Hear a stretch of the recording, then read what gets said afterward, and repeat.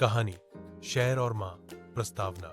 जंगल की गहराई में जहां सूरज की किरणें पेड़ों की घनी शाखाओं से छनकर आती थीं, वहीं एक गुफा में शेरों का परिवार रहता था।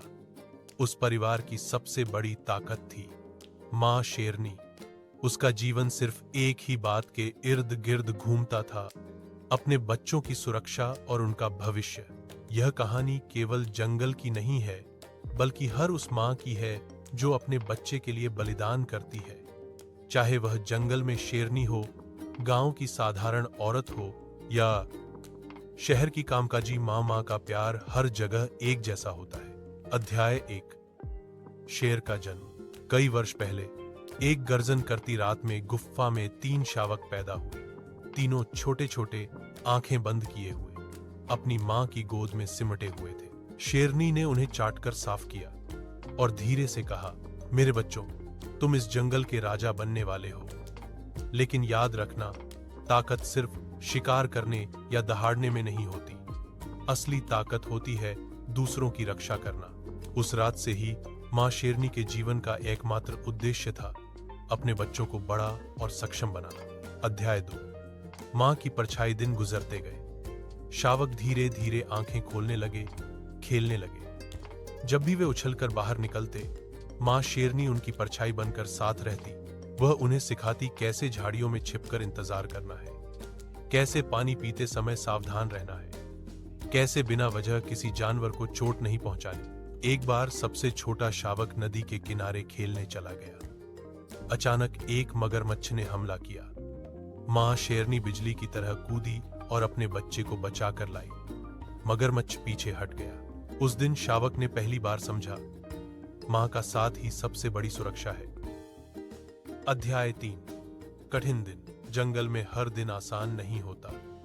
कई बार शिकार नहीं मिलता तो मां शेरनी भूखी रह जाती, लेकिन उसने कभी अपने बच्चों को भूखा नहीं रहने दिया।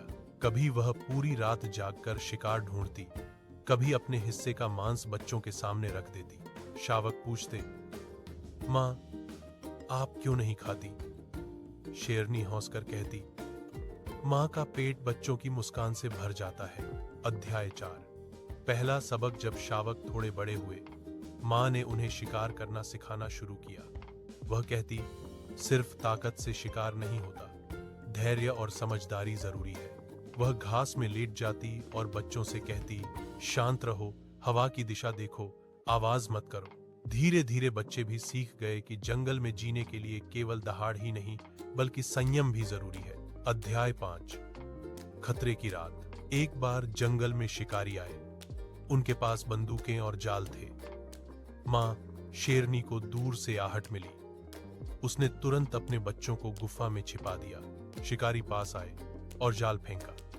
शेरनी ने अपनी पूरी ताकत से लड़ाई लड़ी। गोलियां चली, लेकिन उसने अपने बच्चों को छूने नहीं दिया। आखिरकार शिकारी भाग खड़े हुए। शेरनी घायल हो गई थी, मगर बच्चों ने उसे चाटकर ठीक किया। उस रात मां ने आंसू भरे स्वर में कहा, बच्चों, याद रखना, मां का शरीर टूट सकता है, लेकिन मां का प्यार कभी हार नहीं मानता। अध्याय 6। जंगल का राजा। समय बीतता गया। सबसे बड़ा शावक अब जवान हो चुका था। उसकी दहाड़ से पूरा जंगल कांपता। लेकिन जब उसने मां से पूछा, क्या अब मैं राजा हूं? मां ने कहा, नहीं बेटा, राजा वह नहीं जो ताकतवर है। राजा वह है जिसे पूरा जंगल आदर दे, और आदर सिर्फ इंसाफ से मिलता है। उस दिन शावक ने समझा, राजा बनने से पहले इंसान या जानवर को अच्छा बेटा और अच्छा भाई बनना जरूरी है। अध्याय 7। मां की विदाई। वक्त का पहिया चलता रहा। अब शावक बड़े होकर शेर बन गए थे। मां शेरनी बूढ़ी हो चली थी। उसका शरीर पहले जैसा मजबूत नहीं रहा। एक सुबह उसने बच्चों से कहा, अब मेरी जरूरत कम हो गई है, अब तुम जंगल की रक्षा करोगे। बच्चे रोने लगे। मां, हम आपके बिना कैसे रहेंगे? शेरनी मुस्कुराई, मैं भले ही इस शरीर से दूर हो जाऊं, लेकिन मेरा प्यार हमेशा तुम्हारे साथ रहेगा। जब भी तुम दहाड़ोगे, उसमें मेरी ताकत गूंजेगी। कुछ ही दिनों बाद मां ने शांति से अपनी आंखें मूंद ली। अध्याय 8। मां की सीख। अब जंगल में नए राजा थे। वे शेर जो कभी मां की गोद में खेले थे, लेकिन हर बार जब वे किसी निर्बल जानवर को छोड़ देते, तो सबको लगता यह माँ की सीख है। जब वे भूखे रहकर भी बच्चों को खिलाते तो लगता यह माँ की आदत है। माँ शेरनी भले ही अब जीवित नहीं थी, लेकिन उसका प्यार, उसकी शिक्षा, उसका बलिदान हर जगह जीवित था। उपसंहार, यह कहानी केवल जंगल की नहीं है, यह हर उस माँ की है जो अपने बच्चों के लिए त्याग करती है। चाहे वह खेत में मेहनत करने वाली माँ हो, या शहर में कामकाज करने वाली, या जंगल की शेरनी, माँ का रूप हर जगह एक ही होता है, निस्वार्थ प्रेम और बलिदान का।